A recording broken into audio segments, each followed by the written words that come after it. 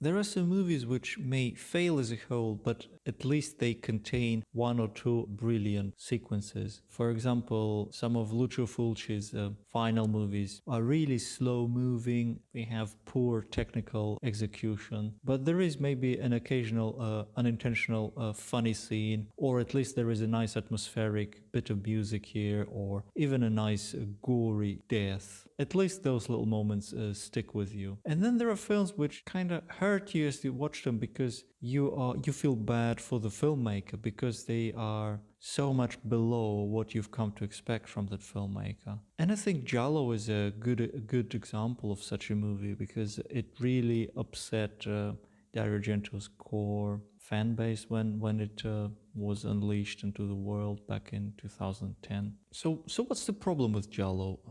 First of all, it's the title. It sets a certain expectation, and that expectation isn't met. Strictly speaking, Giallo isn't a murder mystery, it isn't much of a thriller, and it isn't much of a Dario Argento movie either. So you kind of feel you've been cheated. I can see why some viewers may feel cheated having watched it. There is a little bit of visual flair, but it's very watered down and restrained compared to more celebrated Argento films. There isn't much of any originality to the story.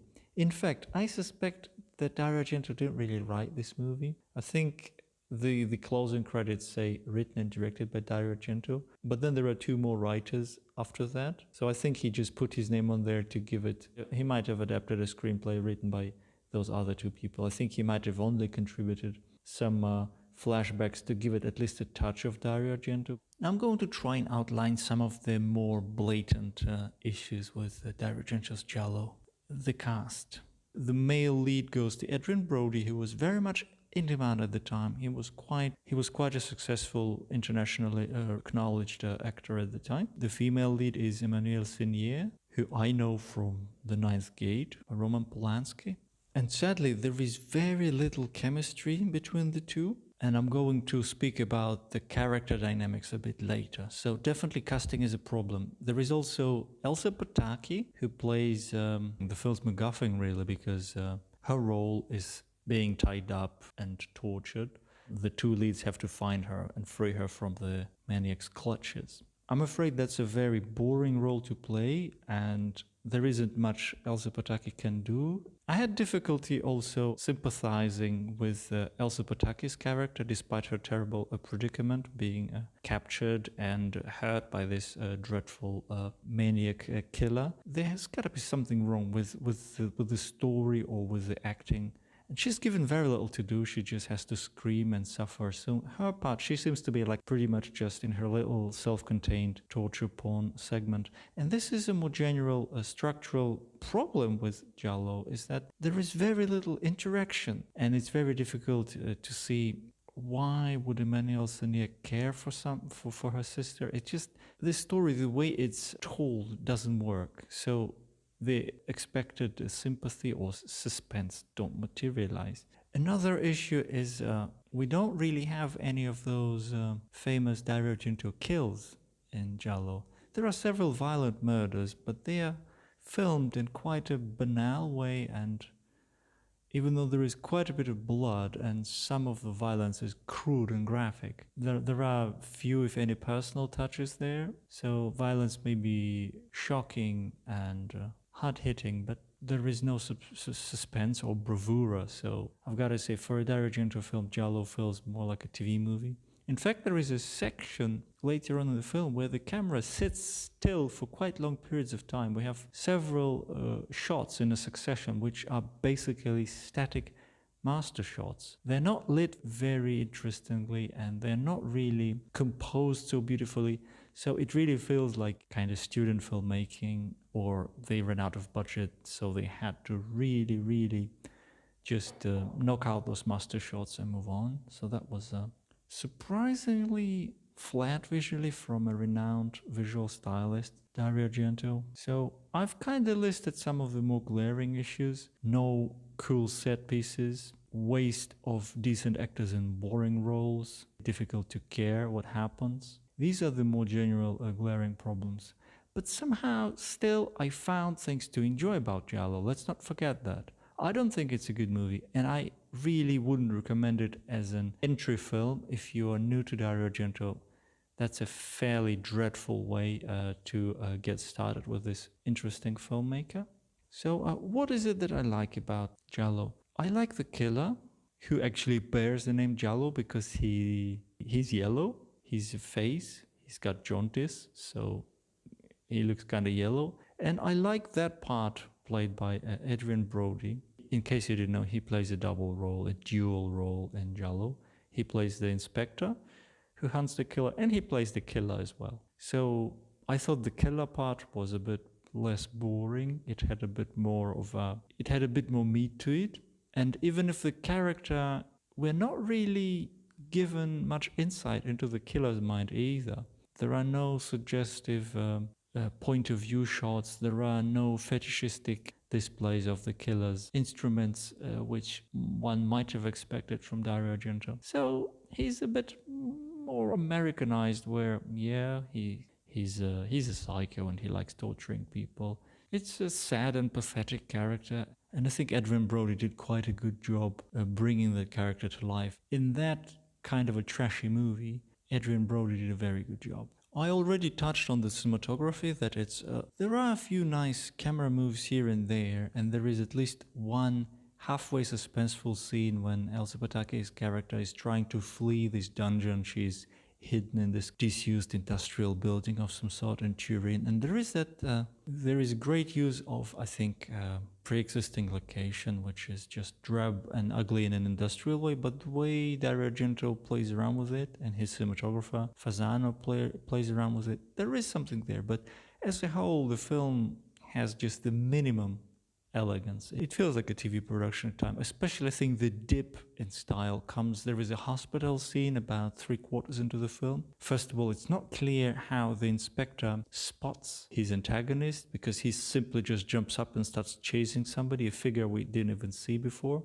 So there is that kind of supernatural hunch or something, which is just weak screenwriting, if you ask me. And then the hospital itself, the building, is just so hideous, such a singularly faceless location. So when going back to our leads, Inspector Avolfi and the victim's sister get together, and this is where, if you remember Dario Argento's golden years, if you think about how David Hemmings encounters Daria Nicolodi in Deep Red, how James Franciscus meets Cal Malden and the little girl in Keto Nine Tails, those are legendary moments. Those are friendships born. Even more recent films like Max von Sydow and Stefano Dionisi seeing each other again after a long time and meeting again after a long time in Dario Argento's Sleepless. I think those are character-driven moments where you could see, okay, Dario Argento, even though he's not very interested in directing actors, he could at least elicit enough out of them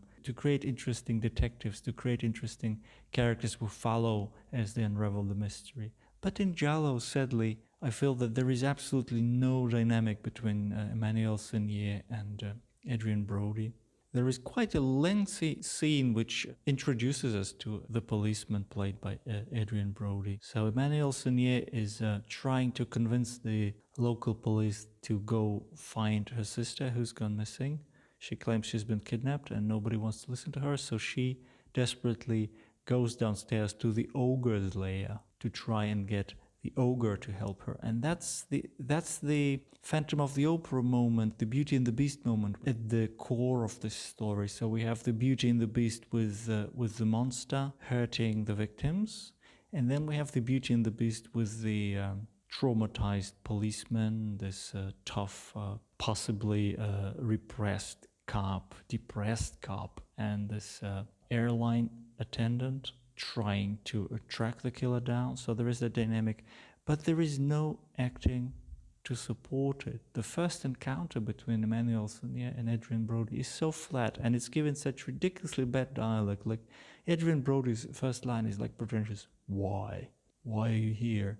So there is just no chemistry there whatsoever, and sadly there is no build-up. Even though they have scenes together and they're supposed to be the two investigators, it just doesn't work. There is no chase against time in the story, so there is no not much happening. So for a movie which is around 90 minutes long, Giallo is really watered down, and this story could have been told in 45 minutes. It could have made like an episode of some fairly ordinary cop show. As for the music, for whatever reason, Dario Argento couldn't use his preferred composers. He couldn't go for Simonetti. He couldn't even go for Pino Donaggio. So there is some other composer here, and sadly the music feels like it could have come from any odd TV film. Sadly, on that front, Giallo is also pretty damn weak. So music drifts in and out, and it doesn't really work with the film together. It's just there because we have to have some music, but it sadly doesn't contribute much. So I felt that was also a huge minus. But why do I even bother rewatching Giallo then? Well, first of all, it's the city of Turin. I love the way Dario Argento films that city. Now, Dario Argento has used Turin in his films since Cat o' Nine Tails. He's set some of the most iconic scenes from his movies in Turin.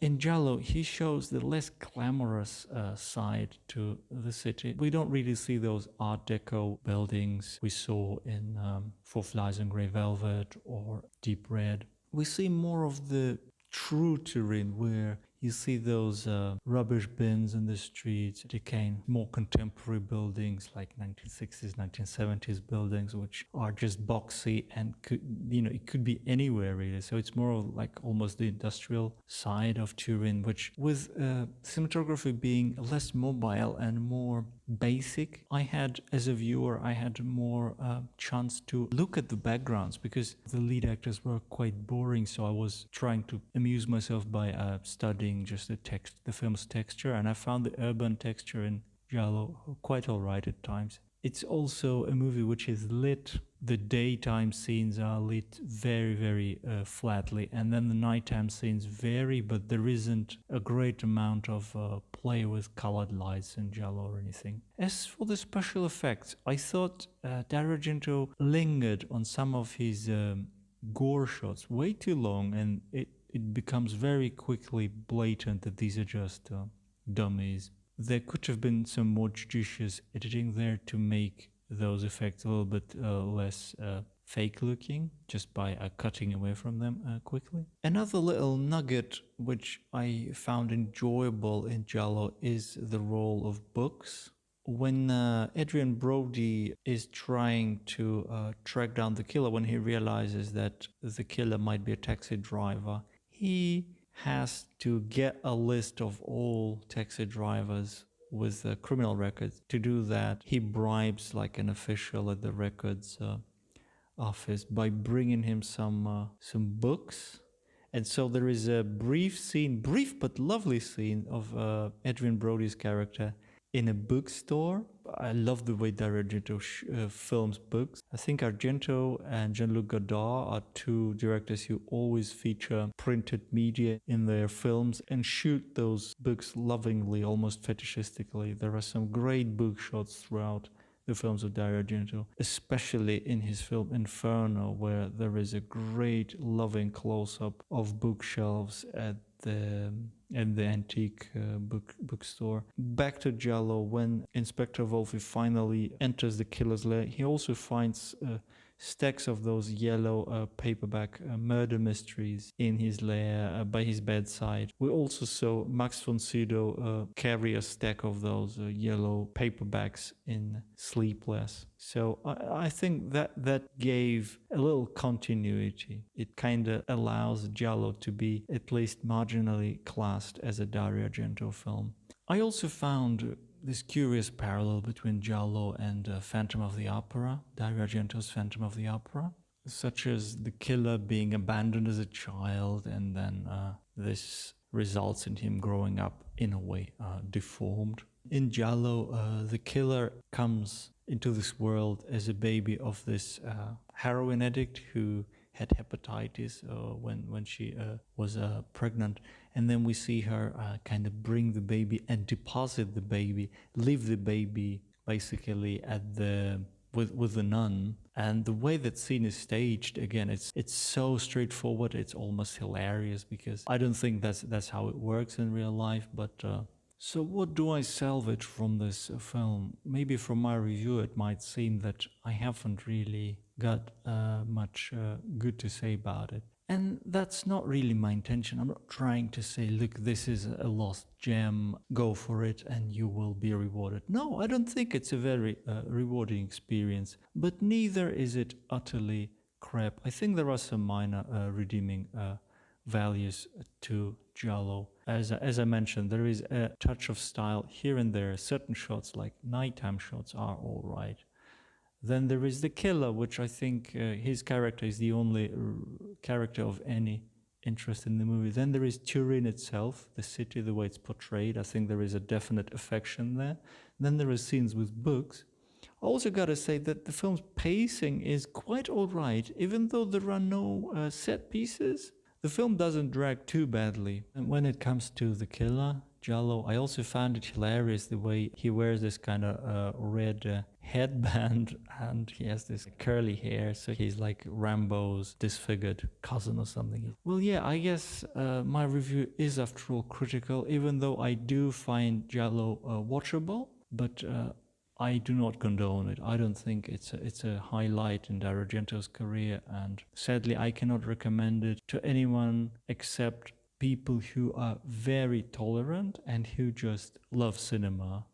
If you want a really good story, if you want true suspense, if you want good acting or a director who's engaged at least 50%, Giallo is definitely not the movie you want to watch. But I found bits in it I enjoyed which resonated with me, so my time wasn't wasted. Thanks a lot for listening. Make sure you subscribe to my channel for more reviews of world cinema and trashy European movies. Bye-bye.